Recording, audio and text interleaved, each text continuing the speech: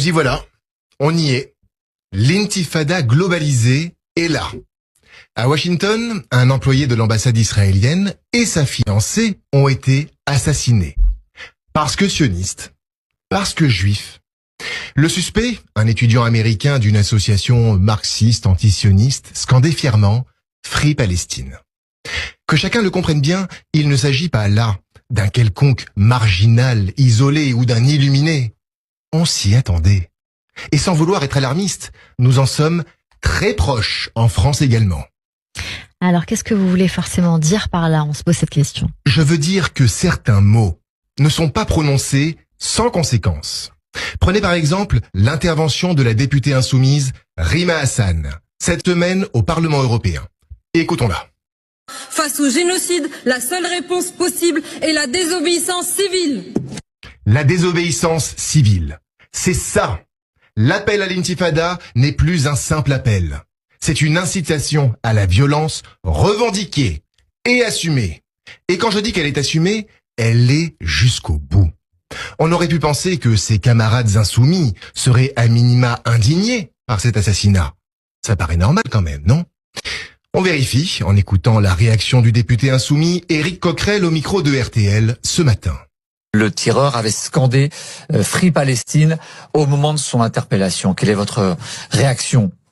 Ma réaction, c'est qu'il faut très rapidement que ça arrête le génocide en cours à Gaza. Voilà ce que je veux vous dire.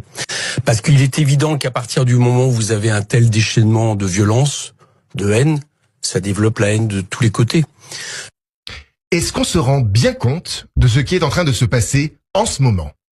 On appelle à l'intifada, puis on la justifie quand elle se déroule sous nos yeux. Et personne ne s'alerte. Tout le monde s'en fiche. C'est pas notre problème. Les mots ont un sens. Les mots ont un poids. Et tout le monde, je dis bien tout le monde, doit veiller aux propos tenus publiquement, y compris Jean-Noël Barrot, le ministre des Affaires étrangères, qui prononçait ces mots hier sur France Inter en s'adressant directement à Israël. Qui sème la violence récolte la violence. Ça fait beaucoup. Beaucoup trop. Dernier exemple, s'il en fallait un, le député insoumis Thomas Porte a réagi ce matin en tweetant « Free Palestine », comme l'assassin à Washington.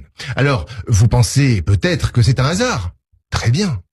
Pourquoi alors a-t-il supprimé son tweet ensuite? Et surtout, pourquoi la seule autre fois où Thomas Porte a publié ce slogan isolé était le 3 mars 2025, quelques heures après l'attentat de Haïfa en Israël, où un vieil homme israélien avait été poignardé dans le dos? Non, ça ne ressemble pas à un hasard, plutôt à une délectation. Est-ce que vous pensez, Samuel, que certains politiques ont une part de responsabilité dans cette flambée de l'antisémitisme? Il ne s'agit pas d'un débat politique. Il ne s'agit plus d'un désaccord idéologique. Il s'agit de vies humaines, de jeunes assassinés, de couples qu'on enterre à la place de se marier. Et pendant ce temps-là, sur nos plateaux télé, dans nos hémicycles, dans nos ministères, on joue avec les mots. On flirte avec la violence, on caresse le terrorisme du bout des lèvres, parfois même en l'invitant à l'Élysée. Mais qu'on se le dise une bonne fois pour toutes, intifada ou désobéissance civile, appelez ça comme vous voulez, ce n'est pas un slogan, c'est un cercueil.